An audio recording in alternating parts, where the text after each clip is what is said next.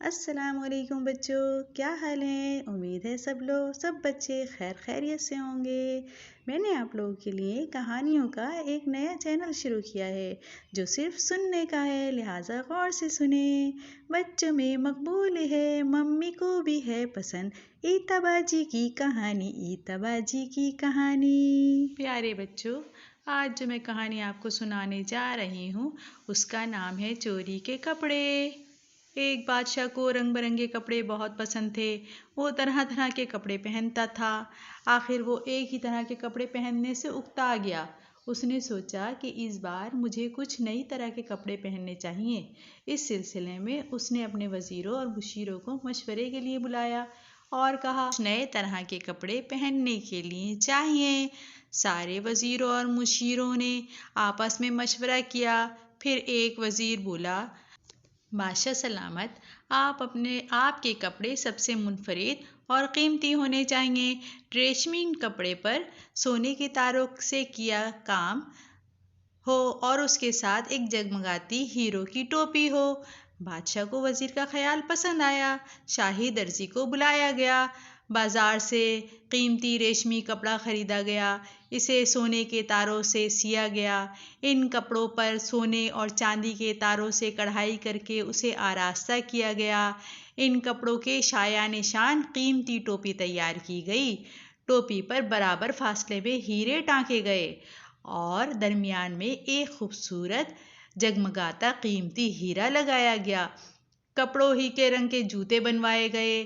بادشاہ کے میووں کی تھیلی جو ہمیشہ سے بادشاہ کے پاس رہتی تھی اس کو بھی انہی کپڑوں کی طرح کا ہم رنگ غلاف چڑھایا گیا۔ غرض کے بڑی محنتوں کے بعد بادشاہ کے نئے کپڑے تیار کیے گئے۔ ان کپڑوں کو بادشاہ کی الماری میں لٹکا دیا گیا۔ خدا کا کرنا ایسا ہوا کہ رات ہی کو بادشاہ کے محل میں کسی طرح ایک چور داخل ہو گیا۔ چور ساری چیزیں تجوری میں بند پا کر بڑا مایوس ہوا۔ جب اس کی نظر الماری پر پڑی تو اس نے نئے کپڑے دیکھے۔ اس نے سوچا کہ یہ کپڑے میں پڑوسی ملک سے آئے ہوئے شہزادوں کے ہاتھ فروخت کر دوں گا۔ چور کو معلوم تھا شہزادہ کہاں ٹھہرا ہوا ہے۔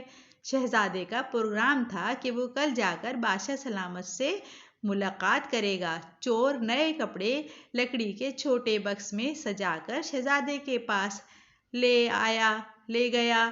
شہزادے نے جب یہ نئے کپڑے دیکھے تو اسے بہت پسند آئے اور اس نے سوچا کہ میں ان کپڑوں کو پہن کر بادشاہ سلامت سے ملاقات کروں گا تو بہت خوبصورت نظر آؤں گا۔ چنانچہ اس نے یہ کپڑے منہ مانگی قیمت پر خرید لیے۔ ادھر جب صبح بادشاہ سلامت کو نئے کپڑے نہ ملے تو انہیں بہت غصہ آیا۔ وہ سوچنے لگے کہ اب میں شہزادہ طاہر سے ملاقات کے وقت کیا پہنوں گا۔ بادشاہ نے نگران کو جیل میں ڈال دیا اور خود دوسرے عمدہ کپڑے نکال کر پہن لیے۔ ادھر شہزادہ بھی نئے کپڑے پہن کر بادشاہ سے ملاقات کے لیے پہنچ گیا۔ شہزادہ بہت خوبصورت نظر آ رہا تھا۔ بادشاہ سے پہلے اس کی ملاقات شہزادی سے ہو گئی۔ شہزادے کو وہ بہت اچھی لگی۔ شہزادی کو بھی شہزادہ اچھا لگا۔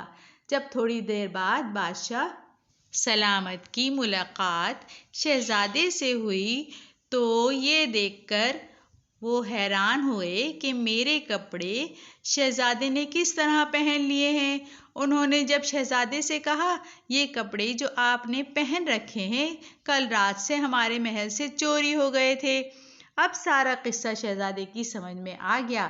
اس نے بادشاہ سے کہا، یہ کپڑے وہی چور مجھے فروخت کر گیا ہے۔ مجھے پتہ نہیں تھا کہ یہ آپ کے ہیں۔ مجھے آپ جو چاہیں سزا دیں۔ بادشاہ کو شہزادے کی صاحب گوئی بہت پسند آئی اور وہ بہت خوش ہوئے۔ شہزادے کو اپنی بیٹی کا رشتہ بھی دے دیا۔ اپنے ہونے والے داماد کو وہ کپڑے بھی تحفے میں دے دیے۔ چور کو شہزادے نے پکڑوا دیا اور نگران کو آزاد کر دیا۔